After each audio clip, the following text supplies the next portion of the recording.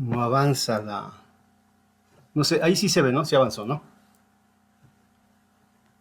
Ya, aquí tenemos la temática que vamos a ver el día de hoy.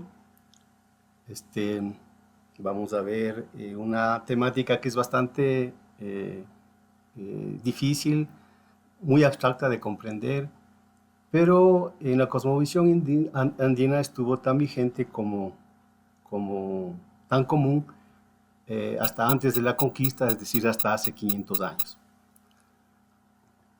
Ciertamente, el desarrollo de la ponencia está en función de la cultura quichua. Sin embargo, pues las demás nacionalidades entiendo que deberán encontrar o deberán existir términos similares que podamos hacer extensivo este conocimiento. Veremos el átomo primigenio, el Yatixia, Viracocha, Pachacama, el bosón de Higgs, el modelo estándar de la física de partículas, que tiene una relación con el Kama que nosotros conocemos como nuestra energía vital. La ley natural, el campo unificado y la geometría, el concepto de Pacha, Pachacutina y su relación con el Big Bang y por supuesto con la geometría sagrada. La teoría cuántica, sus principios y algo importante que es el causa y la interpretación de Copenhague, ¿no? Obviamente con estos conocimientos pues nosotros como andinos, como civilizaciones hemos conocido lo que somos co-creadores del universo. Y por último, la tecnología espiritual en el mundo andino, ¿no? Entender el cuerpo físico brevemente, el cuerpo físico y el cuerpo energético. Nosotros tenemos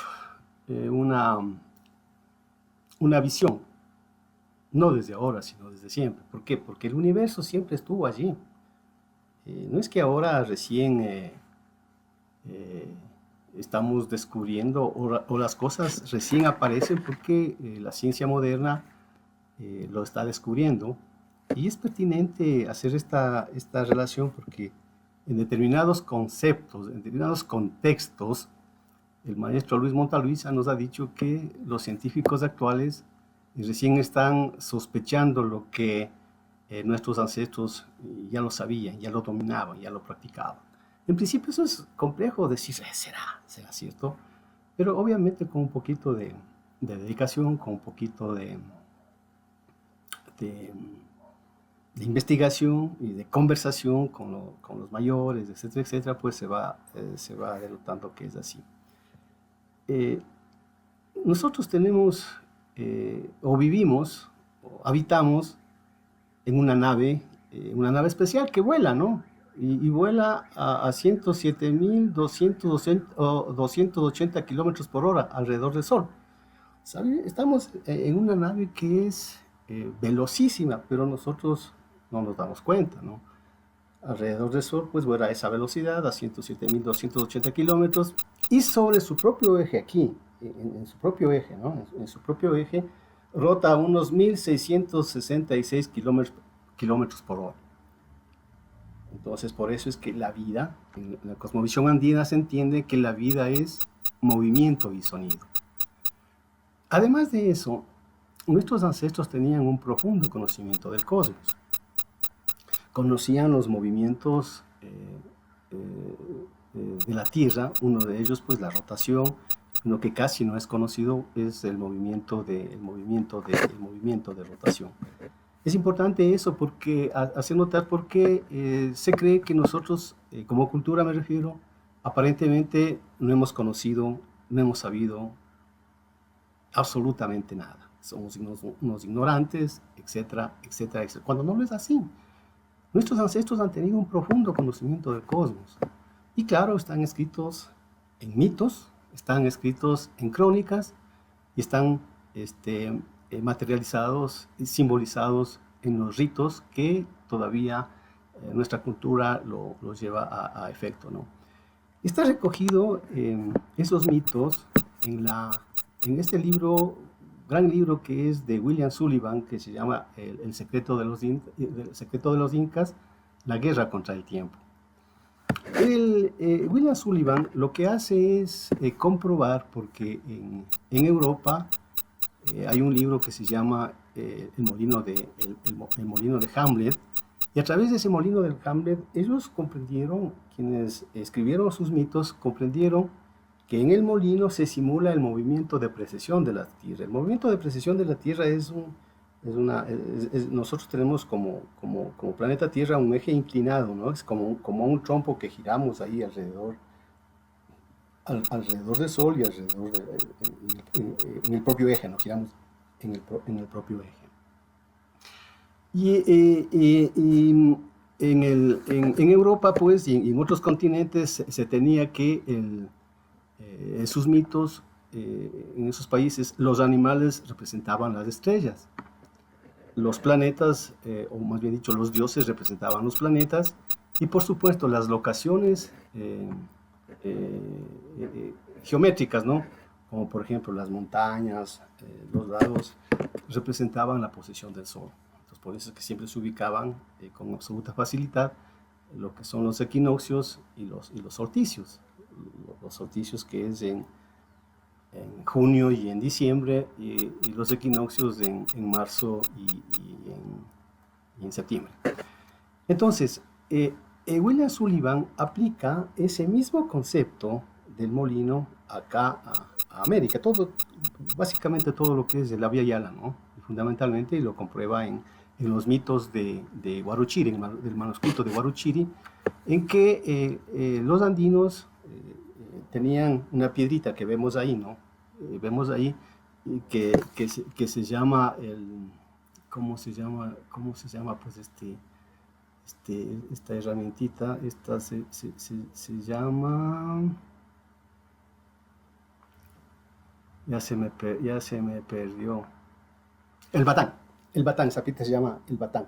Entonces, con el batán simulaban el eje de la Tierra, porque está inclinado, ¿no? Es inclinado. Entonces, con esa herramientita, esa piedrita, siempre entendieron que el batán representaba o simulaba un molino, pero a la vez representaba el movimiento de precesión de la Tierra. Eso lo entiende William Sullivan al aplicar todos los mitos que constan en el manuscrito de Huarochirí. Y tiene William Sullivan, además del libro, un documental que de pronto ustedes pueden revisar, que se llama, está en YouTube, que se llama Los secretos de los incas, la guerra contra el tiempo. Entonces, como ven desde el inicio, es pertinente hacer notar que nosotros como civilización tuvimos un conocimiento del cosmos. El cosmos, el universo siempre estuvo allí, y se interactuó con el cosmos y se desarrollaron una alta ciencia, un alto conocimiento, que lamentablemente se cortó con la venida de los españoles, con la conquista, ¿no? Hemos trajinado por este caminar en función de que en el año 2005 hay un documento, un libro que genera, el autor se llama José Sánchez Parga, que hace una evaluación al sistema de educación indígena en Cotopaxi, y le hace que ese es un símil al sistema de educación intercultural bilingüe, ¿no? Entonces, manifiesta brevemente, ¿no?, que la propuesta educativa de educación bilingüe es una propuesta que no tiene fundamento ni propuesta pedagógica de carácter científico. Hace alusión que la formación que se ha hecho en educación bilingüe pues ha sido masiva, pero carece de conocimientos científicos, que no se enseña en la ciencia, etcétera, etcétera. Pero lo que más me ha preocupado es que dice que hay que olvidarse de nuestra ciencia, hay que olvidarse de nuestros conocimientos, que ya viene con la desruralidad, y con la desruralidad, pues ya para qué vamos a estar estudiando. Bueno, hace esa alusión, ¿para qué vamos a estudiar si ya se va a perder? Porque es cuestión únicamente de incorporar tecnologías gráficas de pensamiento científico a través de computadoras. Eso se cambia el cerebro, y ¿para qué? Entonces hay que desechar eso no lo podemos permitir. Entonces, aquí tenemos una profunda reflexión, ¿no? ¿En qué fila estamos? ¿En qué fila estás tú? ¿Para criticar? ¿Para sugerir? ¿O para hacer? Desde ahí contribuimos. Pero una sana reflexión que nos toca, que, que nos toca hacer. Bueno, ahí sí me oigo mejor. Ya, a ver. En la cosmovisión andina generalmente tenemos tres planos. El plano físico concreto, que es lo que vimos, ¿no? Todo lo que vemos, ¿no? Las estrellas, las montañas, claro, las estrellas, los planetas, etcétera, etcétera. Pero a la vez tenemos también el plano simbólico, a través de los símbolos. Todo lo que vemos representamos, ¿no? Y en el mundo de la ciencia oficial, la teoría más aceptada de la creación, de la creación del universo es la teoría del Big Bang. Y obviamente hay un punto de explosión, hay una inflación, luego se va enfriando y se crean los planetas, etcétera, etcétera, etcétera, ¿no? ¿Quién lo hace? ¿Quién dio esta primera teoría, esta primera idea? Fue un cura sacerdote, ¿no? Es Georges Lemaire. En 1927 él publica un artículo en el que sugiere que la creación del universo, si hoy está expandido, pues algún momento debió ser pequeño. Entonces ahí está. Y también ¿cómo se puede? Sugiere a la vez que siempre había un Dios creador. Y muchas culturas, ese Dios creador, pues, le han puesto diferentes nombres, ¿no? Jehová, Alá, le han puesto Buda, etcétera, etcétera, etcétera, etcétera. Siempre hubo una primera energía, al menos eso es lo que casi está consensuado, ¿no? Algo similar también está establecido o sugerido por la cultura hebrea. Pero la propia cultura hebrea, ¿no? La que no trascendió a Europa ni América, sino la propia cultura hebrea, que a través de su propia cábala, de su gran enigma que es la cábala, ellos dicen que siempre hubo una fuente de luz que llena una vasija, ¿no?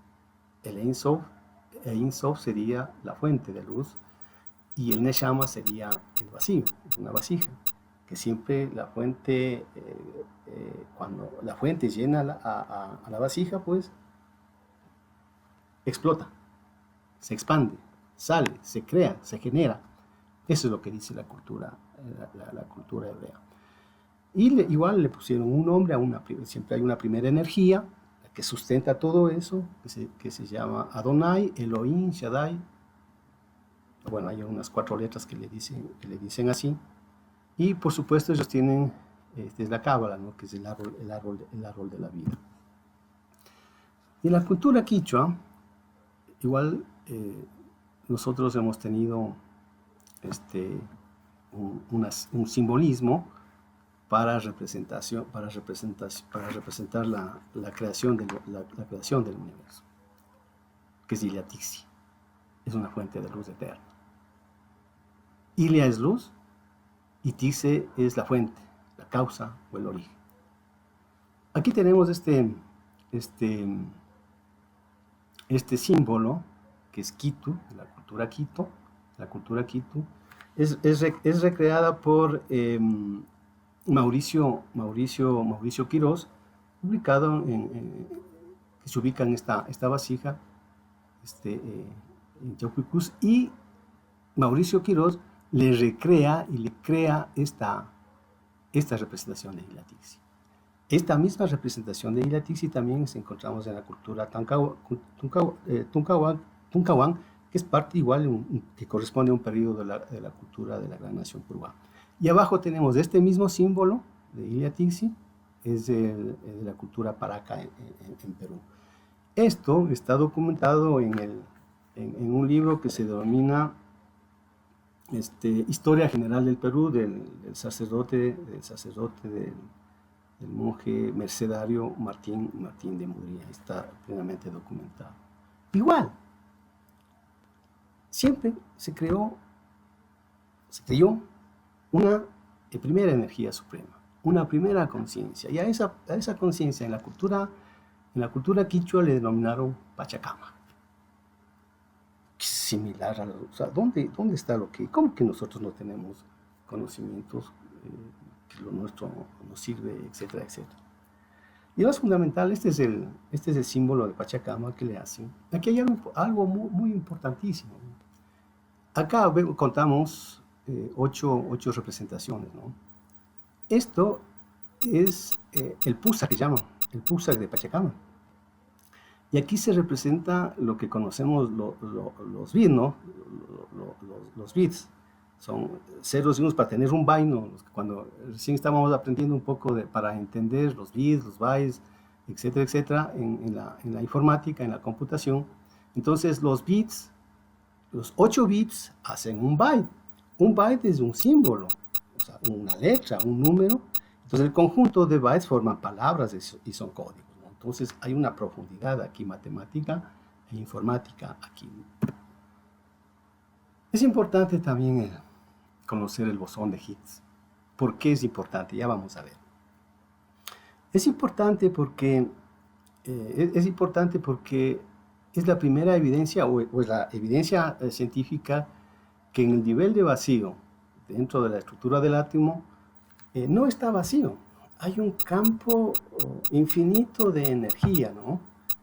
Es una existencia visible e invisible en el universo. Y acá tenemos el campo de Higgs, que está completando este modelo estándar de partículas.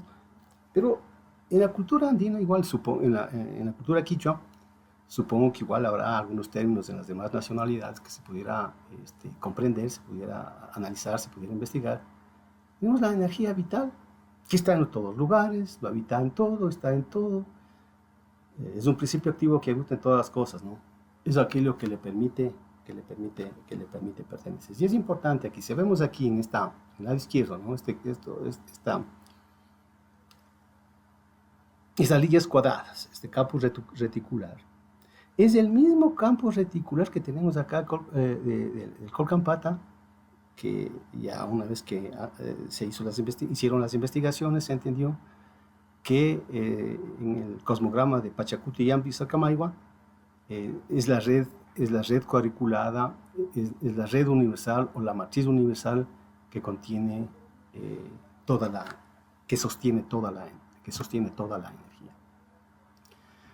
Bueno, es un tema bastante complejo, eso de demostrar la existencia de Dios. Brevemente, era importante hacer esto porque en todas las sociedades existe alguien que cree, que no cree, y eso está bien, no es cuestión de creer. Lo que estamos aquí haciendo es dando una pequeña información.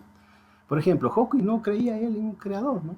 Einstein sí decía que cree en Dios, pero en el Dios, él decía, el filósofo Spinoza, que decía que un Dios no puede ser castigador, un Dios más bien es orientador, es protector, etcétera, etcétera, ¿no? Que tiene un orden, que dirige el universo, etcétera. En ese Dios creía Einstein. Y él decía, él no creía en el Dios de la Biblia. Son respetuosos y mucho en esos contextos, pues se dará algunas apreciaciones, algunas percepciones similares.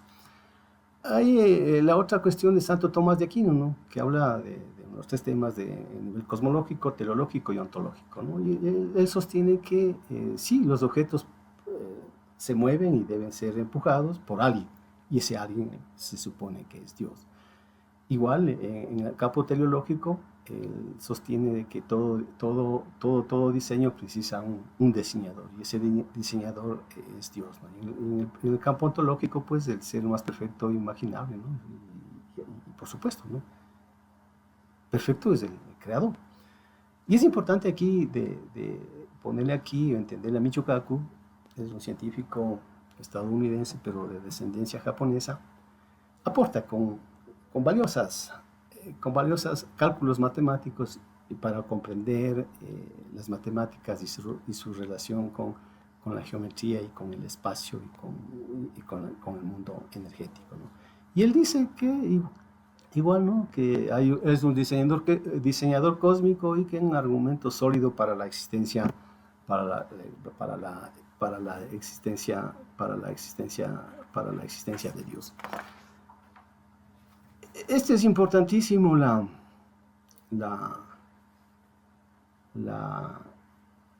comprender el modelo estándar de la física de partículas. ¿Por qué? Porque en función de eso está creada toda la tecnología. Yo siempre recuerdo que Luis Bonalizo igual nos decía, estamos enseñando para un mundo que no existe. Y bueno, ¿y cuál es ese mundo que no existe, no? Entonces, en el que creamos. Nosotros. Y no creamos, sino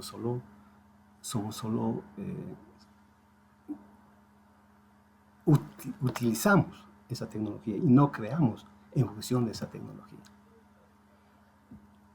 Aquí tenemos una gran cantidad de artefactos, artefactos eléctricos que con un solo clic funcionan. ¿Y cómo funcionan? A través de este modelo estándar. Ese es el sustento para funcionar.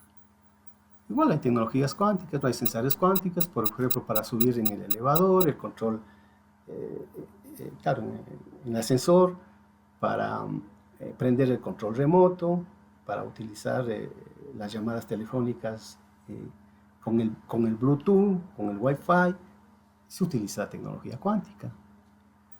Igual son instrumentos diseñados con esa tecnología del modelo, como le vemos aquí, con el modelo estándar, y también están a servicio de la medicina, como por ejemplo aquí tenemos una resonancia magnética, etcétera, etcétera. Pero lo importante de eso es que esta tecnología, no en aparatos, sino a nivel ya interno, tecnología en el yo, a través de la energía, practicaban ya esto. Entonces, por ejemplo, aquí tenemos la telepatía, la teletransportación. Y aquí tenemos la materialización y desmaterialización de la materia. Eso lo hacían, era casi habitual. Bueno, después profundizaremos un ratito el papel de nuestra querida mexicana Pachita, ¿no? Pachita que hace ese trabajo, ¿no? Pero es importante igual aquí, este modelo estándar tiene íntima relación con la ley natural y el campo unificado. La ley natural, pues, no es humana, ¿no? Pero utiliza la razón para trabajar para que refleje el sentido común en sus acciones. Es una ley inmutable, es eterna, orienta a los individuos hacia el bien común y no está escrita en códigos legales, ¿no?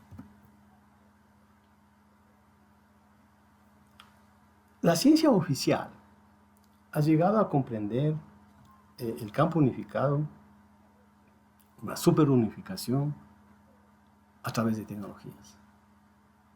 La tecnología electrónica, la química, la nuclear, pero a la vez está intentando que a través de las 4 fuerzas que rigen el universo, que es el magnetismo, la fuerza nuclear débil, la fuerza nuclear fuerte y la gravitación, llegar a la gran unificación.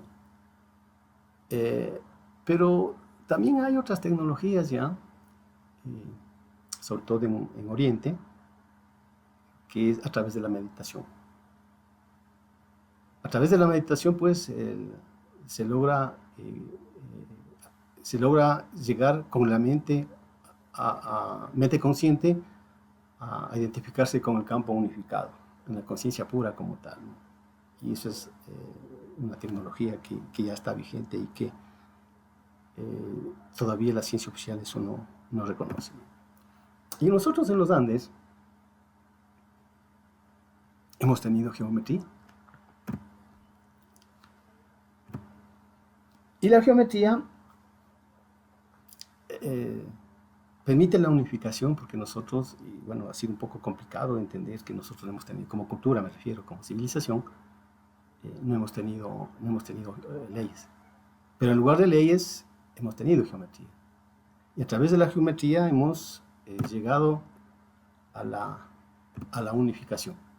Y más que nadie, mundialmente se conoce que nosotros como civilización pues estamos conectados y vivimos en armonía con la naturaleza, etcétera, etcétera, etcétera. Y a través de la geometría, a través del Kolkapata, que es la matriz universal, hemos comprendido la unificación, hemos comprendido el todo, y que en el todo están las partes, y que en la parte está el todo, y desde siempre, desde hace milenios, hemos comprendido clarísimo lo que es el proceso de fractalización. Los fractales hemos conocido. Bueno, eso ya hemos dicho, que el campo unificado, una de las fuerzas nucleares, o sea, las 4 fuerzas que rigen el universo, la idea es, siempre ha habido una dicotomía, ¿no?, entre el mundo macroscópico y el mundo microscópico. El mundo macroscópico con la teoría de la relatividad y el mundo microscópico con la teoría cuántica no se ha podido unificar. La idea es unificar. Ahora, hay científicos, ¿no?, que están trabajando, y ellos dicen que nunca estas fuerzas, la gravitación, el electromagnetismo, la fuerza nuclear fuerte, la fuerza nuclear débil, nunca estaban separadas, que siempre estuvieron unidas, ¿no? Entonces aquí vemos igual una forma de llegar al campo unificado, a la conciencia pura, ¿no?, que se relaciona con la primera energía, con el creador. Entonces, a través de la meditación, son formas, son herramientas que los han desarrollado. Pero y uno queda con una interrogación tremenda cuando dicen que nosotros hemos tenido geometría, que a través de la geometría nosotros podemos llegar al campo unificado, a la conciencia pura. O sea, hay una relación con la creación, con la primera conciencia, ¿no? Entonces, cuando nosotros hemos estudiado en la escuela, colegio, universidad, simplemente la geometría son puntos, son líneas, son planos. Pero en la cosmovisión andina los conocimientos se escribían, dicen que los conocimientos se escribían en geometría, por eso no hemos tenido alfabeto, etcétera, etcétera. Porque en realidad son representaciones energéticas, ¿no?, que eso luego se ha plasmado en la arquitectura, y la geometría sagrada se ha plasmado en la textilería, básicamente, ¿no?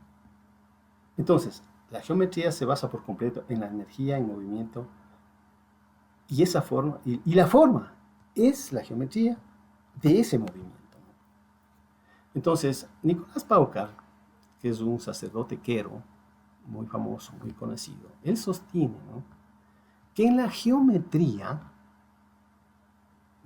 sagrada, son ideas o contiene ideas similares a un flash memory, o sea que se puede descargar, él dice, toneladas de información. ¿Por qué? Porque están llenas de simbolismos. Y la información está en esos términos, en símbolos. Lo que hay que es decodificar esos símbolos. Así como están escritos los mitos, ¿no?, como vimos con los mitos de Huarochiri, que William Sullivan lo ha podido decodificar. Y es un aporte para el mundo, ¿no?, un aporte para la civilización, que logró decodificar. Hay un autor, Nassim Haramein, él está trabajando y ha demostrado, pero la ciencia oficial no da crédito, le dice de todo, pero no le dice, Nassim, estás equivocado, las cosas no es así. Él está trabajando en las ecuaciones del campo de Einstein, para llegar por otra vía al campo unificado, a la conciencia, a la superunificación o a la conciencia unificada, a la conciencia pura, ¿no? Y además él está explicando la geometría del vacío, ¿no? Que el mundo andino eso lo ha conocido muy bien. El problema es que nosotros lo conocemos. Nosotros estamos desconectados de esas formas de comprensión de la energía. Bueno, esa energía tiene igual un movimiento, un movimiento espiralado. Vamos a ver si funciona. Bueno, mejor dejémosle ahí, avancemos, ¿no? Pero a ver, lo importante de aquí es que, como dice William Sullivan, como dijimos al inicio, que con la conquista se perdieron muchísimo. Sin embargo, en los mitos, en las crónicas de autores indígenas, autores nativos, y en los rituales que han practicado, que casi es lo único que subsiste, está la información. Lo que pasa es que está narradas en clave. Entonces hay que encontrar las claves de esas narrativas. Hay dos crónicas que son sumamente importantes, ¿no? La relación, aquí tenemos la relación de antigüedades de este reino del Pirún. Y acá tenemos, bueno, no es el libro, sino es una imagen, pero la crónica del buen gobierno, del buen gobierno del Perú, algo así, ya se me fue el nombre. La crónica de Guamán Poma de Ayala. Guamán Poma de Ayala. Esas son dos obras por demás importantísimas. Aquí tenemos toda la teoría de la relatividad. Aquí tenemos, aquí tenemos la mecánica cuántica. Aquí tenemos la relación de cómo se estructura el movimiento del ADN, el movimiento de lo que llaman la espiral de Fibonacci. Y no es de Fibonacci, hay un autor que se llama Sergio Huanca, que ya le vamos a ver más ratito. Esos tienen en su libro, que tiene como más de 250 y pico de páginas, que la matemática nació en los Andes, que la cultura maya es una cultura, una sucursal, algo así, ¿no? Que con cuando explotó, explosionó, erosionó el Pichincha, se fueron, y se fueron de aquí del centro del mundo y se ubicaron por allá, en Mesoamérica, México, hoy Guatemala, etcétera. Entonces, esas crónicas son de muchísimo valor. Lo único que está es escrito en clave. Siempre la escuchamos, son pantallas que nos ha proporcionado a nosotros Lucho Montaluisa. El término Pachacutina es muy importante, porque acá en el Big Bang, en la teoría más aceptada de la ciencia oficial, el Big Bang,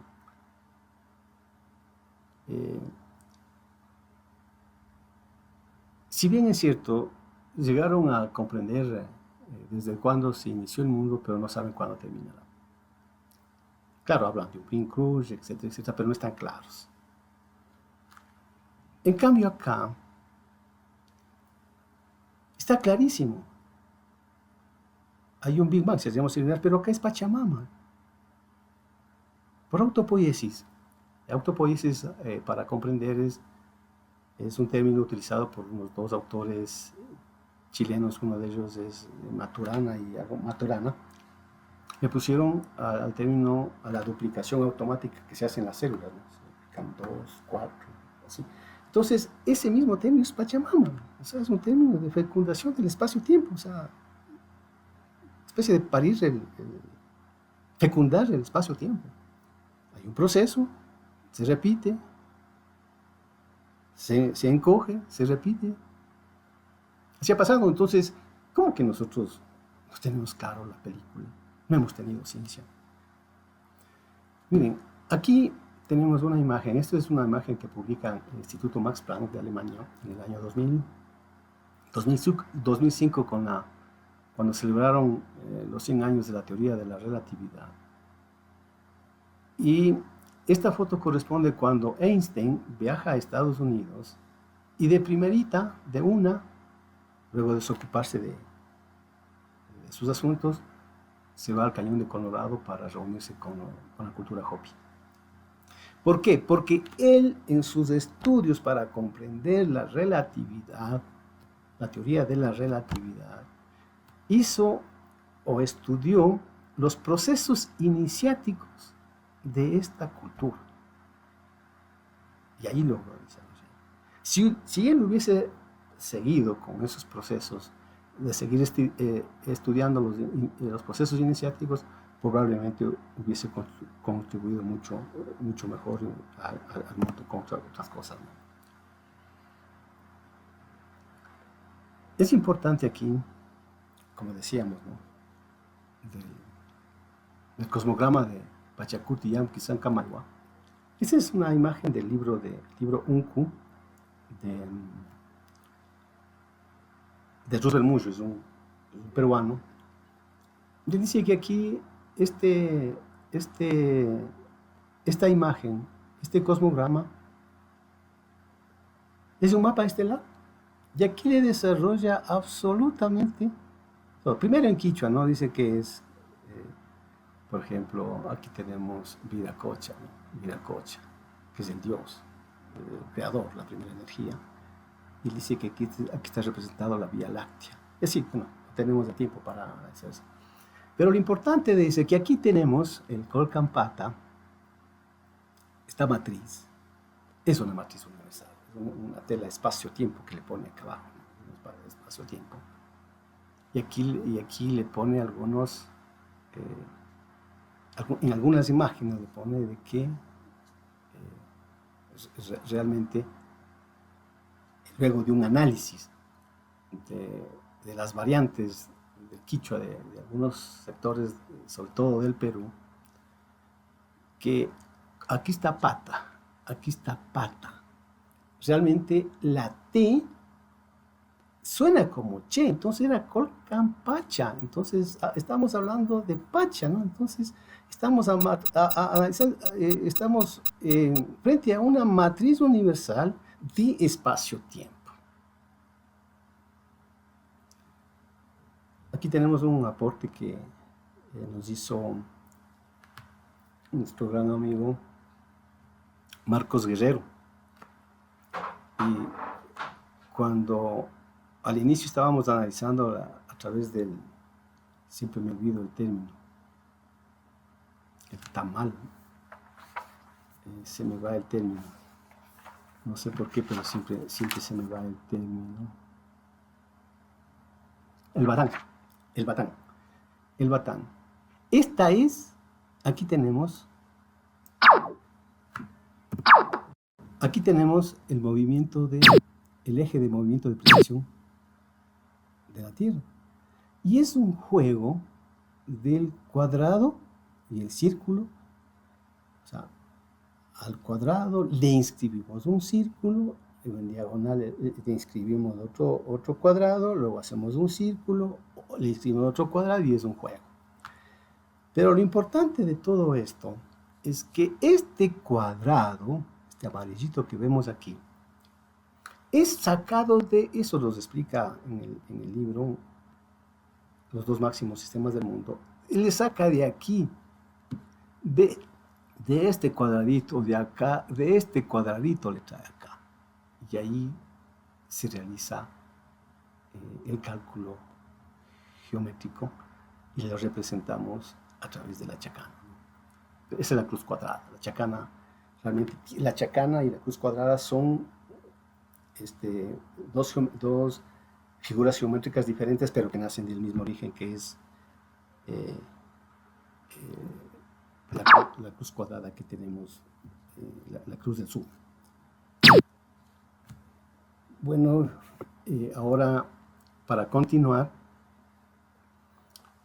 podemos hablar que ha sido bien complejo armar un sistema de conocimientos andinos. En la cultura quichua, reitero, ¿no? Debe haber términos que las demás culturas pueden poseer de lo mismo. Ya de pronto estamos hablando de lo mismo, pero se tienen que investigar, averiguar, etcétera, etcétera, etcétera, etcétera. Entonces, lo importante es de que tenemos conocimientos, y no son simples conocimientos. En resumidas cuentas, nosotros tenemos 3 grandes plataformas que nos permiten integrar y conocer el universo. Una plataforma de códigos andinos, una plataforma de niveles de conciencia y una plataforma de ciencias de la complejidad. Cuando hablamos de códigos, ¿no? Los códigos andinos que tenemos ahí, Causay, Anya, Munay, Yankay, Yachay, Aini, Causay, Pacha, ciertamente son epistemologías situadas, pero que tienen un carácter regional, que tienen carácter andino, por supuesto. Sobre todo son códigos de la cultura quero. Estas epistemologías situadas, de pronto los mismos conceptos que hace referencia a los nombres de esos códigos podrán estar con otros nombres en otros lugares, ¿no? de la cultura quichua. Pero lo que hace estos códigos es permitir conectar con el tiempo-espacio, o sea, conectar con la Pacha, ¿no? Y lo importante de todo es que nos hace tener una propia comprensión de nuestro universo, ¿no? Desarrollar una habilidad de comprensión del proceso de vida biológica aquí en la Tierra, en este planeta, desde que fuimos concebidos hasta que dejamos este mundo, hasta que nos vamos de aquí, ¿no? Y lo importante es de que en este proceso de evolución de nuestra biología, desde que fuimos concebidos hasta cuando morimos, es de que siempre hay un proceso de evolución de la conciencia humana. O sea, siempre ha habido eso. Y a eso nos ayudan a conocer estos códigos, ¿no? Lo que tenemos aquí, ¿no? La forma de códigos andinos. Nos ayudan a entender una realidad. Son unas técnicas para estimular la energía. Y si manejamos bien los códigos, manejamos bien las plataformas, realmente la cosmovisión andina tiene mucha eficacia, mucha eficiencia. La plataforma de conciencia se refiere con el verdadero Capañán. Sí hay mucha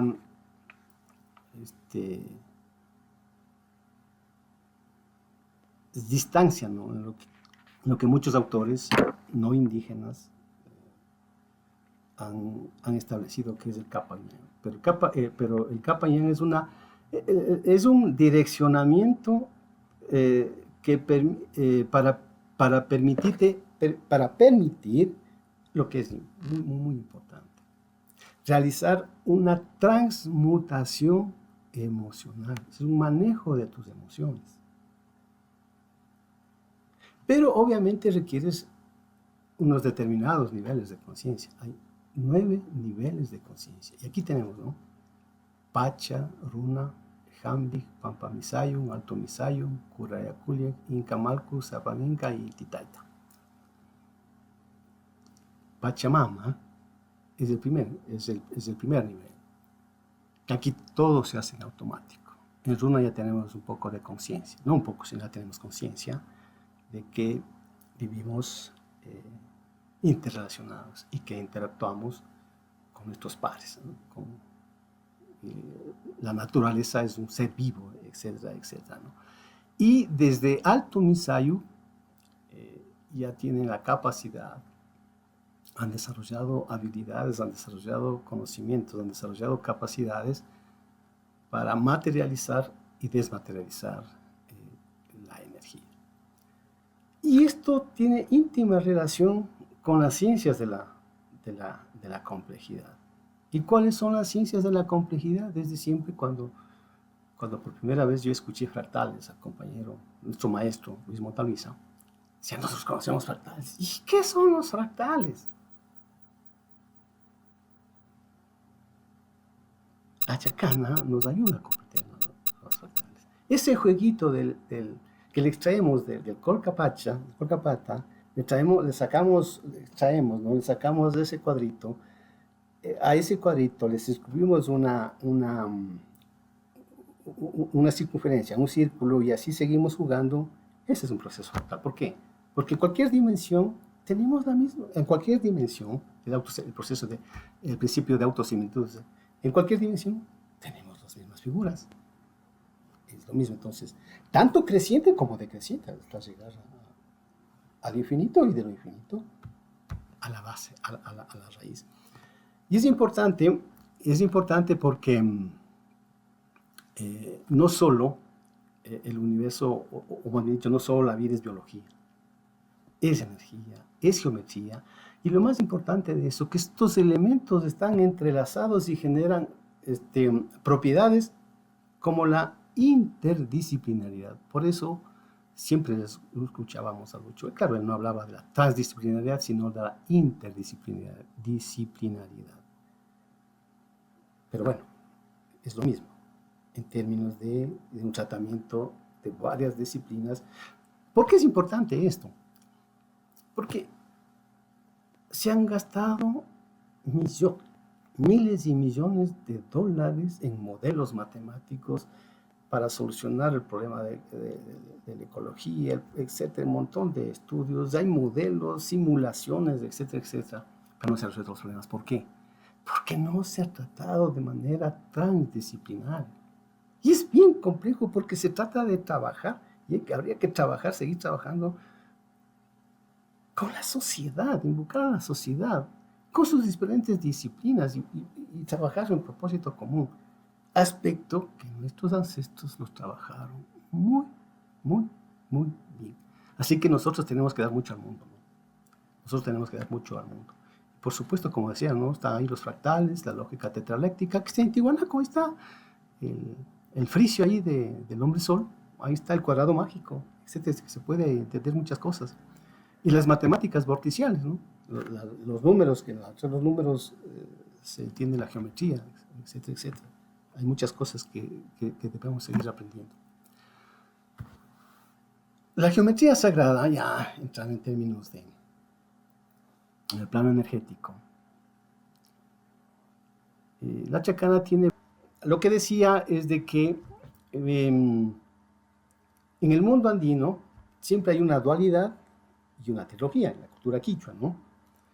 Y la trilogía andina tiene relación con el Hanakpacha, con el Caipacha y el Ucupacha, y eso hacen el infinito de la existencia, en la que somos complemento uno con el otro, ¿no?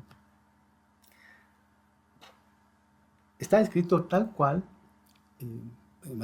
más bien dicho, está escrito tal cual consta en el libro Así habla un quero de Nicolás Paucar Calcina. Pero se escucha, creo que se entiende, creo que no tenemos problema por la escritura. Dice que el Hanakpacha expresa la totalidad de la energía del universo. El Kalpacha es la totalidad del sonido y movimiento en el universo. Y el Ucupacha expresa la totalidad de la materia en el universo. Hablando del Hanakpacha, tiene que ver con el futuro, con nuestras aspiraciones, con nuestros sueños, etcétera, etcétera, ¿no? Pero el Caipacha, el movimiento y sonido, es la presencia que hoy estamos generando movimiento y sonido. Hoy. Pero de inmediatamente ya se vuelve pasado y va a nuestra inconsciencia, va a nuestro inconsciente. Y por eso es el pasado. Entonces, nuestros ancestros, nuestros abuelos, manejaron bien el tema de la inconsciencia, manejaron bien el inconsciente, ¿no? Y por supuesto, como todo está integrado, todo está unido, estos tres mundos coexisten en la complementariedad. Si actualmente, si lo que haces hoy, de manera inmediata, se va al pasado y ese pasado te genera un futuro, porque hay un referente. De manera inmediata lo que haces ya no está, pues ya no existe, pero está grabado en cualquier impacto que hayas tenido, cualquier situación que hayas pasado. Eso queda grabado como una imagen mental y se guarda en tu subconsciente. O buena o mala. Si es buena, perfecto, ¿no? Te ayuda, es positivo. Ayuda a fluir tu energía. Pero si es un impacto negativo, te va a enfermar. Entonces, cuando solo pensamos en un mundo, solo trabajamos o generamos impacto en un 33%. Aparentemente. Pero lo que pasa es que afectas al 100%. Entonces, lo que haces o dejas de hacer, te afecta en tu vida.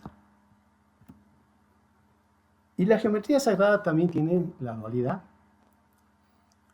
Y aquí en la dualidad, si anteriormente acá teníamos el infinito de la existencia, acá tenemos el infinito del conocimiento.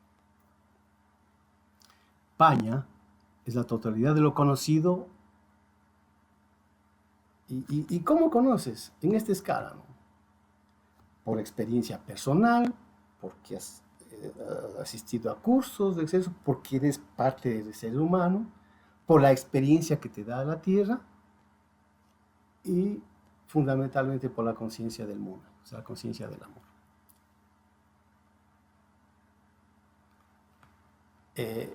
Tenemos en el medio tenemos, o al otro extremo tenemos yoke, ¿no? Que representa lo no conocido, lo que no es concebido aún. Y aquí evolucionamos, porque aquí aprendemos. Aquí está el desarrollo de la ciencia y la tecnología.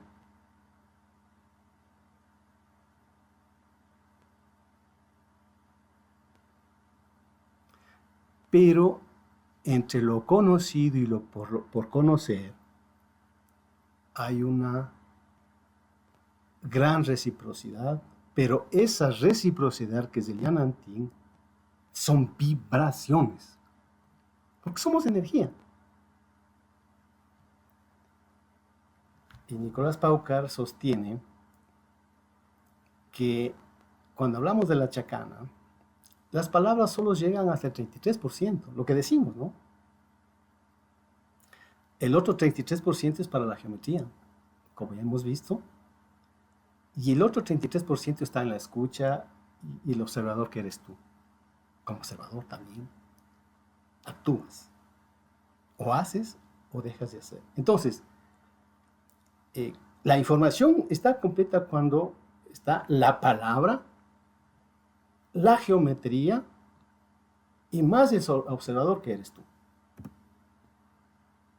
Bueno, esto ya hablamos un poquito de la cuadratura de la circunferencia. Y vamos a ver brevemente la teoría cuántica, ya estamos avanzando. Es un término medio abstracto, como les decía, ¿no? Pero lo único que en realidad se trata de comprender, o lo que describe la teoría cuántica, es cómo se comporta la materia en sus niveles más pequeñitos, más fundamentales, más microscópicos. En esta escuela cuántica, los expertos mencionan que aquí ocurren los diferentes fenómenos en comparación con el funcionamiento de nuestro mundo macroscópico. O sea, lo que funciona en escalas pequeñitas no es lo que funciona a nivel macro, a nivel macro cósmico, ¿no? Lo micro, ahí se da la creación. En el 2025 las Naciones Unidas ha decidido conmemorarlo como el Año Internacional de la Ciencia Cuántica y la Tecnología del 2025. Por supuesto, ahí no estamos los pueblos andinos, ¿no? Esto es para comprender la física o la teoría cuántica, hace relación con la luz, el sonido, con la onda y la partícula. Entonces, ¿podemos hablar igual de una física de luz andina? Por supuesto que sí. Miren, igual por eso es importante las teorías crónicas de un buen gobierno, crónica de Guamán Poma de Ayala, página 79, ahí está clarito, ¿va? En el escudo de los incas que dibuja, aquí dibuja un sol. Siempre Guamán Poma dibuja. Hay un sitio que se llama el sitio de Guamán Poma de Ayala y pueden verificar todo esto, ¿no? En internet, ahí está, ahí se puede verificar. Está dibujado un sol y este sol, acá está un poquito más grande, tiene un dibujo con rayos rectos y rayos ondulatorios, oblicuos, ondulatorios, podría decir, ¿no? Entonces, aquí nos da una luz para comprender que los andinos, los pre-incas, conocieron el concepto de onda, tuvieron pleno conocimiento, hasta las sospechas, de que Bueno, estábamos aquí Sí, compañero. Sí, estamos. En la física de la luz andina, ¿no? Onda, partícula y luz de sonido. Decíamos que en el libro, en la crónica de Nueva Crónica y Buen Gobierno de Guamán Poma de Ayala, dibuja un sol. Y este sol, como vemos, tenemos rayos rectos y rayos ondulatorios. Entonces, el rayo recto es onda y el rayo ondulatorio, valga la redundancia, es onda. Entonces, tuvimos ese conocimiento, tenemos esas ideas. Y ahí están las evidencias, ¿no? Pero también es importante analizar, y prácticamente me demoraste una semana para poder comprender, que desde los términos del runashim, del quichua, también se puede evidenciar, se puede verificar que el término, el aspecto de onda y partícula, por ejemplo, si Illa es luz, ¿no es cierto? Y ya hemos visto que en el inicio que Illa es luz, ¿no es cierto? Iyapa es rayo.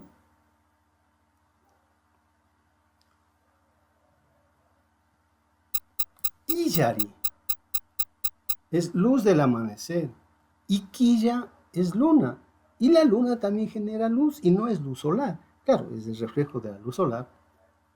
Pero se evidencia que desde el Quichua también se puede aseverar que se tuvo estos conocimientos. Y luego vamos a ver ya, a verificar el por qué esto es más que seguro. Además, en términos ya de comunicativos, ¿no es cierto? Una radio, cuando nosotros comunicamos a través de la voz, la comunicación se va en onda. Y eso es Wiyay, que es decir, hablar, avisar, en referencia a sonido. Y la misma la palabra, lo que es Iyay, la misma palabra desplaza en forma de onda. Es decir, nosotros sí tenemos, como civilización, ¿no? Como cultura, sí teníamos esos conocimientos. Y aquí vamos rapidito a los conceptos a los principios de la, de la mecánica cuántica. Rapidito. Conceptos de onda partícula, ¿no? La energía tiene dos propiedades. Una es de que ni se crea, ni se destruye, se transforma. Y la dos, siempre está en estado vibratorio y se propaga en ondas electromagnéticas. Eso lo sabíamos, eso no está. El principio de incertidumbre tiene que ver con la vibración. La energía siempre está en movimiento. Y por supuesto, elimina el principio de localidad del método científico, ¿no? Definitivamente, todos estamos interconectados. Otro de los principios, el principio de complementariedad. Aquí está más clarito que logré poner más claro que para que se pueda comprender, ¿no? Los electrones es una pistola, ¿no?, que se dispara con electrones. Pasa por la doble ranura, pasa por la pantalla en forma de ondas electromagnéticas, pero acá abajo, cuando los mira una conciencia, se transforma en partículas y aquí vemos el resultado. Entonces, eso implica que somos co-creadores del universo a través de estos principios, ¿no? Y esto nuestros abuelos lo manejaban bien. O sea, cuando interviene una conciencia, la onda se transforma en partículas, es decir, transformamos la materia. El entrelazamiento cuántico es una transferencia de información. Acá abajo tenemos una imagen del laboratorio, de las antípodas. O sea, en un laboratorio, un grupo, y eso lo hicieron grandes científicos como Einstein, Niels Bohr, el otro, Erwin Schrödinger, entre otros, que le separaron unas partículas en un laboratorio, les llevaron a una parte bien lejana, que se puede decir antípodas, pero es lo más lejano posible, y que cuando modificaban en el laboratorio estas mismas partículas, porque aquí le dividieron, acá inmediatamente reflejaba esa modificación. Por eso es que en el mundo cuántico, en el mundo microscópico, es totalmente diferente al mundo macroscópico. Una muestra más de que somos co-creadores, ¿no?, cuando interactuamos en el mundo de lo pequeño. Ya hay otro principio de superposición cuántica, y esto tiene que ver con el famoso experimento del mental, ¿no?, de Erwin Schrödinger, que hay un sensor que le puede activar o no a una célula que está aquí, a través de una célula, a este aparatito, que si este sensor logra activar, se rompe un vaso que está un frasco que está con veneno, con gas venenoso, y adentro de un cajón está un gato. Entonces, si se activa ese sensor, se rompe el vaso y el gato puede morir. Pero no se sabe hasta que mientras no hayamos abierto el cajón. Y ahí tiene que ver con la observación. Esto es importante, ¿no? El causal y la interpretación de Schopenhauer.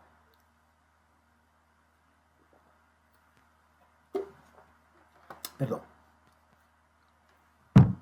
La interpretación de Copenhague, que es en 1927, Dinamarca, ¿no?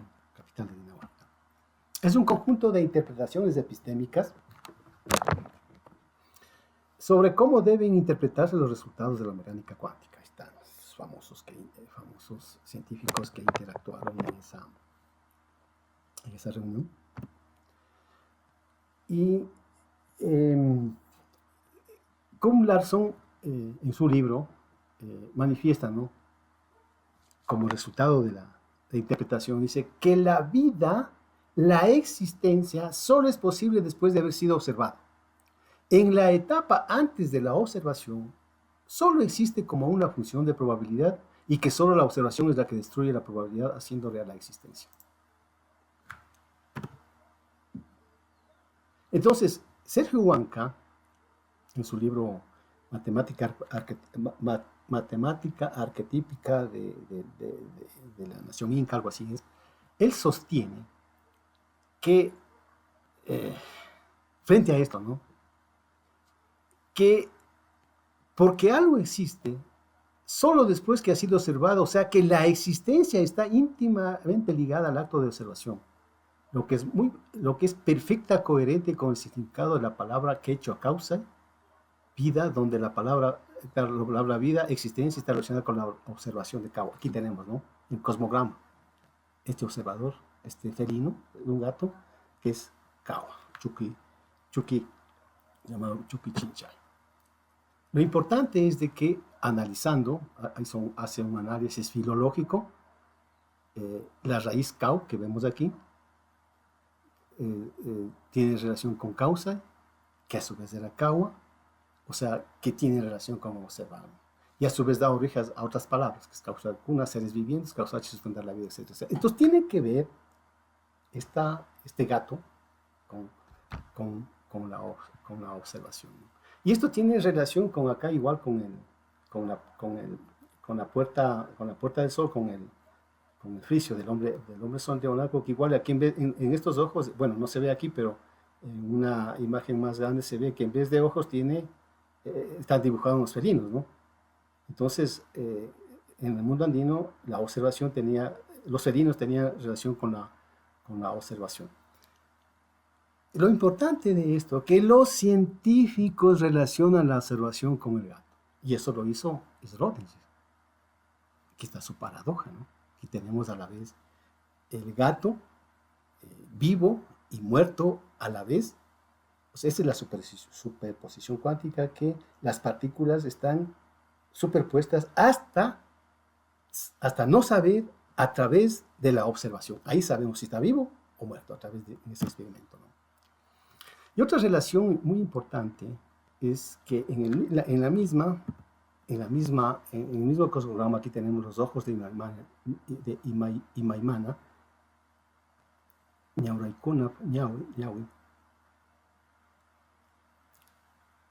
y relacionado con la misma interpretación de Copenhague, esto lo sabían muy bien, porque los ojos de mamá se traduce, ¿no? Eso, Mauraikuna Ñawin, tiene que ver, o se traduce como los ojos que ordenan a toda la multiplicidad. Y aquí le hace un análisis filológico y le da toda la relación. Es decir, la mecánica cuántica estuvo vigente en nuestras poblaciones hasta antes de la conquista. Eso nos hace acreedores, nos hace capaces. Obviamente hay que seguir trabajando en esto para ser co-creadores del universo, ¿no? No somos simples observadores. Claro, aquí yo le he puesto aquí Aladino con su lámpara y el genio, ¿no? Entonces, a través de frotando la lamparita, podemos acceder a muchísimos conocimientos. Claro, eso no se logra de la noche a la mañana, pero hay la posibilidad de hacerlo. Entonces, nosotros somos co-creadores y eso hace siglos nuestros abuelos ya lo sabían y lo practicaban. En la actualidad, bueno, ya no hoy, pero en el siglo anterior, no sé si han escuchado de Bárbara Guerrera, Pachita. Ella pues materializaba y desmaterializaba este, la materia. Ella operaba, cuentan, ¿no? Y hay evidencias de grandes personalidades que a través de un cuchillo sacaba, partía, sacaba los órganos dañados, aparentemente de la nada, del vacío. ¿Se acuerdan cuando revisábamos el vacío del bosón de Higgs? Y que tiene relación con nuestro karma, con nuestra energía vital, que el vacío está lleno de energía. Entonces no es que está vacío, está energía, pero dependiendo del nivel de conciencia en el que se encuentra, pues puede materializar y desmaterializar la materia. Y comentan que fabricaba, si cabe el término, un órgano nuevo y le ponía. Todo esto le documentó Jacobo Greenberg, y claro, él desarrolló la famosa la teoría sintérgica, y creó una látice, pero la látice es similar a nuestro Colcapata. Ya eso estuvo publicado hace 500 años, ¿no? Desde más de 400 años, de 1615. Entonces, es posible materializar y desmaterializar la energía sin necesidad de ir a un laboratorio. Bueno, este es un término bastante complejo, bastante delicado hablar de la tecnología del espíritu, porque nosotros estamos acostumbrados a ver o a percibir lo que el espíritu no está con nosotros, sino está fuera de nosotros, está lejísimo, está inalcanzable, ¿no? Perdón.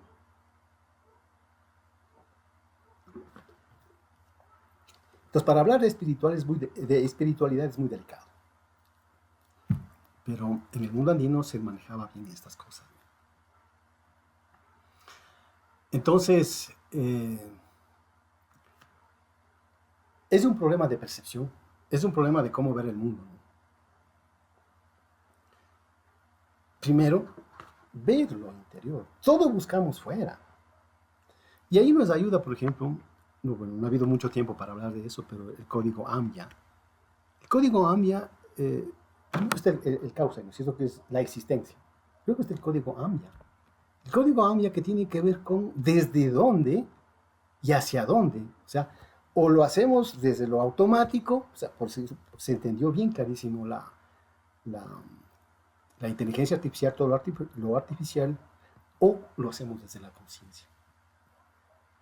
O somos colaboradores eficaces para el resto, o somos colaboradores nuestros mismos a través de nuestro propio universo que podemos crear, porque somos co-creadores. Es bien delicado eso, pero brevemente estoy puesto que trabajando los códigos andinos nos puede ayudar muchísimo a comprender mejor el mundo, ¿no? Entonces, una experiencia interior nuestra, ¿no?, es bien difícil de comunicar al exterior. ¿Por qué? Porque nuestras palabras, nuestro cuerpo es muy limitado. Es muy limitado. Es muy limitado. Es decir, vivimos en un mundo,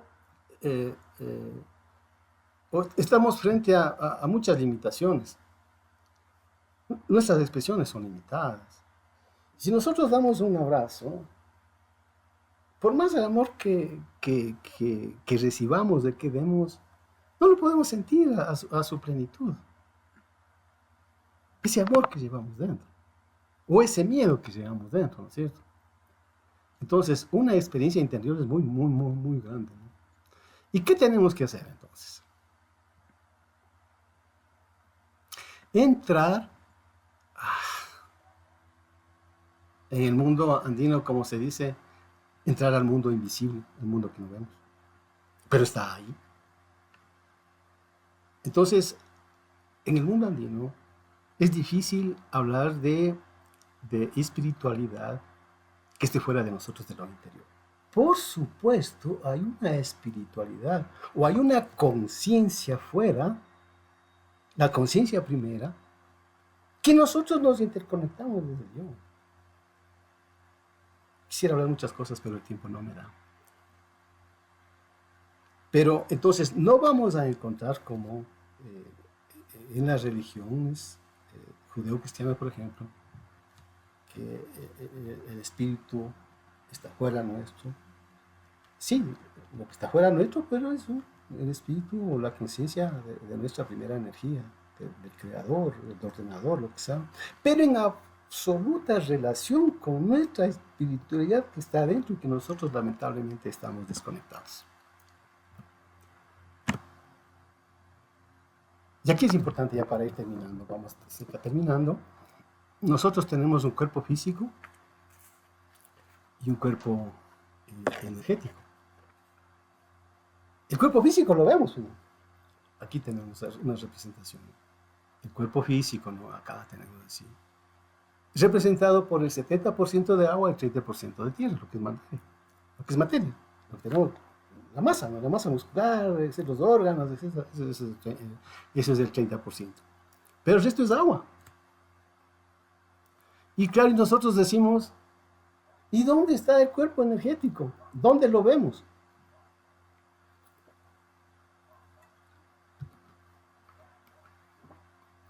Nicolás Pauca sugiere que nos paremos de cabeza o dibujes una figura, pero al revés. Y descubres ahí un cuerpo físico visible, palpable. Eso es cierto. Sin embargo, también vemos el mundo invisible, y una muestra de aquello es que después de los 7 centros energéticos que tenemos uno adicional, que es el aura, el Yahui, que llaman el aura, y que algunos dicen que ven, yo no lo puedo ver, no tengo esa capacidad. Entonces, el cuerpo energético comienza desde el primer centro energético que está al reflejo solar para arriba, ¿no? Y termina arriba de la cabeza. Y tiene que ver con la energía del fuego y con la energía del aire. Bueno, esa es la idea que tenemos, y que lamentablemente esas cosas obvias que es de nuestro cuerpo energético no son consideradas en el momento de la toma de decisiones que nosotros hacemos. Pero están ahí, y eso tenemos que manejar. Imagínense que nosotros, con nuestros alumnos, nuestros docentes, hablar de estas cosas, y a través de estos procesos de socialización, los procesos de formación, que nosotros tenemos un profundo conocimiento. Y claro, todas estas cosas se materializan, algo, no todo, en los procesos rituales. Y que nosotros lo vemos con menosprecio, con desdén, les rechazamos, que son curanderos, etcétera, etcétera. Cuando con todo lo que hemos visto está materializado aquí, en los rituales. Aquí está la geometría, aquí está el fuego, aquí están las plantas, curan los ácaros energéticos. Una cosa que es importante, ¿no? Y cuando ya, para la transmutación emocional, hay terapias con el fuego, con una velita. Cuando nos sentimos mal, cuando tenemos problemas, escribimos en un papelito los problemas que tenemos, nos desahogamos y quemamos a la energía del fuego y devolvemos eso al universo. Y sanamos. No me crean, háganlo, prueben, contrasten, filtren. Masaru Emoto es un científico japonés. Él hizo una serie de pruebas y tiene un montón de videos que prueban que el agua tiene conciencia. Él hizo unas pruebas, ¿no? Que en un vaso de agua le escribía, te voy a matar, el otro, me das la paz. Las reacciones en esos vasos, cuando hicieron las pruebas en el laboratorio, las moléculas eran totalmente diferentes cuando decían que te voy a matar por estar escrito, entendía. Y igualmente, ¿cómo reaccionaban en otras formas, alegres, figuras alegres, digamos, cuando decimos te quiero, te amo, ¿no? Entonces, nosotros, nuestros chamanes, que es lo único que nos queda de la herencia cultural de Rosario y Biblia, es lo que tenemos. Cierto es que también hay, como en todo, ¿no? No sé si decir buenos o malos, pero también hay charlatanes, ¿no? Tenemos que tener mucho cuidado. Pero nosotros podemos probar. Con eso siempre probemos. Y podemos sanar. Igual, la vibración. Nicolás Paucar dice que hay que tener mucho cuidado con lo que decimos. Porque con lo que decimos, con lo que nos enojamos, un gesto que ahora hacemos y que no hemos sanado, que no hemos curado, es la enfermedad de 10, 15, 20 años. Y se va acumulando, ahí son los tumores, etcétera, etcétera. Y es importante comprender lo que dice Nikola Tesla, que para entender el universo hay que comprenderlo en términos de vibración, frecuencia y sonido. Y eso lo sabemos muy bien. Últimamente, en el año 2016, me parece que es que hubo una publicación en la Universidad de Inglaterra, que no me acuerdo el nombre ahorita, se me va, publicó que el corazón está íntimamente relacionado con el cerebro, y esta relación que es el sentir y pensar del mundo andino. Hay unos estudios que hacen, ¿no? Y rompen el esquema que el cerebro es todo relativo. No, es al revés. El corazón hace caso al sentimiento. Por eso es importante, en el mundo andino siempre se dijo. Para mí era complicado, yo debo agradecer por estos términos a mi compadre chamán, Alfredo Rumacera, al maestro de la Unidad Educativa Pachayachachis, Maximiliano Sadovay. Él es estudiador de la Biblia, pero se fue a estudiar la Biblia en Bolivia con los aymaras y vino estudiando la cosmovisión aymara y le cambió el mundo. Obviamente tuvo una crisis, todo eso. Cuando hemos conversado me ha dado ánimo porque yo lo que he ido investigando, he ido conversando, sí, estas cosas, etcétera, etcétera, ¿no? Son procesos que no se comprenden de la noche a la mañana. Entonces, el sentir, pensar, por eso, escucha el sentimiento, ¿y eso cómo es? Solo cuando estás en la quietud, cuando estás contigo, hay reflexiones. Y cuando hacen el ritual, cuando te curan y suenan un tambor, te están poniendo frecuencia, te están poniendo sonido. Porque el mundo, ya vimos desde el inicio cómo estamos volando, todo se queda, todo es movimiento, todo es sonido, ¿no? Entonces tenemos un camino por el donde transcurrir, que no es el que nos ha enseñado en las universidades, no, lamentablemente.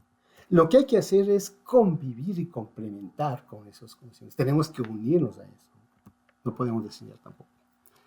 Y ya para terminar, en el 2009 hay una publicación que es La Chacana del Corazonar, y aquí está lo que dice María Sandovalín. Cuando habla, ¿no?, a este grupo de investigadores, ¿no? Dice, ustedes siempre se preocupan porque los estudiantes no aprenden, porque lo que les dicen les entra por una oreja y les sale por otras. Claro. ¿Cómo no va a ser así si ustedes solo les hablan a la cabeza y no les dicen a veces, le dicen cosas a veces aburridas? Disculparán nomás, pero son cosas frías, que no comprenden, por eso se olvidan rápido y no les queda nada. ¿Sabe qué, compañerito? Ustedes deberían hablarles al corazón más sencillito, más bonito, con música, con poesía, para que así se aprendan de verdad.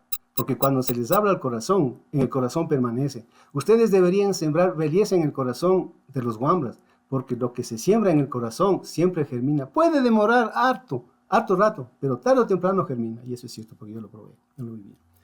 Por otro lado dice, la sabiduría es estar bonito sin complicarse como hacen ustedes. Yo no soy estudiada, no he leído libros como ustedes, pero en cambio yo sé leer las plantas, converso con los animalitos, sé leer la vela, las piedras, eso es mi sabiduría. Ustedes, ¿qué van a poder por más títulos que les den las universidades? Es momento de hacer una reflexión. Nosotros somos beneficiarios de la gran tecnología que ha creado la ciencia oficial. Esto mismo que estamos disfrutando ahorita. Pero son a la aplicación en tecnología de los principios que hemos visto. Pero nuestros ancestros, nuestros abuelos, esas mismas tecnologías lo han vivido, lo han aplicado. Ahí tenemos esas monumentales obras que nadie entiende cómo los hizo. Tenemos que caminar por ahí. Al inicio también veíamos el enigma del quipus. No comprendemos el quipus. No van a comprender porque están viendo con otra lógica, no con la lógica que debemos. Es que es totalmente diferente. Nosotros tenemos un propio espacio matemático de representación. ¿Qué es el cortapata? Ahí está. Ahí están y a bajar eso a matemáticas, ¿no? Están las coordenadas de la chacana. Entonces tenemos un enorme camino que recorrer. Y de la mano, sentarnos en el aula a enseñar. Bueno, no solo sentarnos, sino enseñar en el aula las dos ciencias. La ciencia que está vigente y la ciencia que es nuestra. Y aquí es una pequeña muestra de lo que podemos hacer. Y cómo, claro, ¿y eso cómo lo hacemos y cómo vamos a aplicarlo en el aula? Ahí están los procesos lúdicos, ¿no? Con jueguitos. ¿Sí? A ver, para entender la superposición cuántica, un gato vivo o muerto, y así, etcétera, etcétera. Hay cómo hacerlo. Hay cómo hacerlo. Yo quiero expresar un profundo agradecimiento por la paciencia que me han tenido, por soportarme.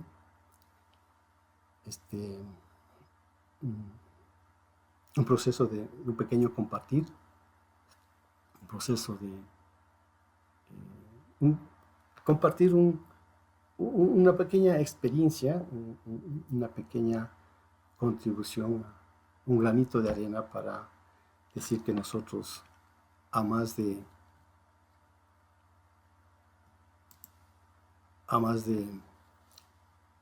lo que hacemos en el día a día, pues contribuimos con algo. Siempre recuerdo la segunda imagen de la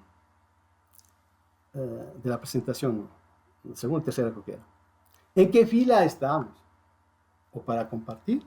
Perdón, o solo para criticar, para sugerir o para hacer.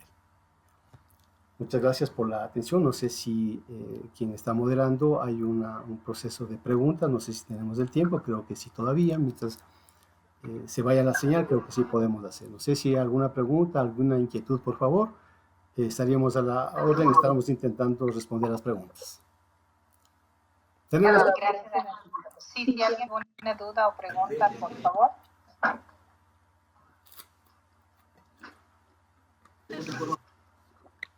Tenemos 15 minutos, por favor, porque gracias.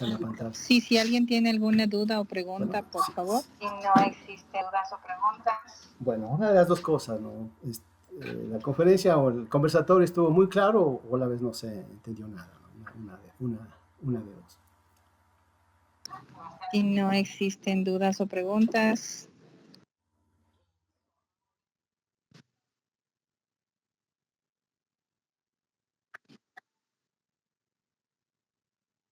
Bastante interesante, Angelito, le agradecemos desde la Secretaría su aporte, esta gran conocimiento que nos ha pasado en esta tarde. Le agradecemos de parte del señor secretario Antún. Ya, muy amable. Estaremos en contacto. Muchas gracias. Una buena tarde. Gracias. Saludos a todos. Muy amable.